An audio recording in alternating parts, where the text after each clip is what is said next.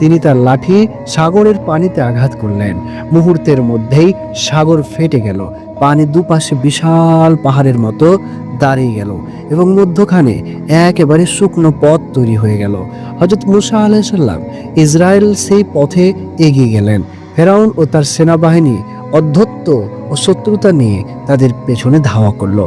যখন হযরত মূসা আলাইহিস সালাম ও বনী ইসরায়েলের শেষ মানুষটিও অপর প্রান্তে পৌঁছে গেল, তখন আল্লাহ পানি আবার একত্রিত করে দিলেন এবং সবাইকে ডুবিয়ে দিলেন।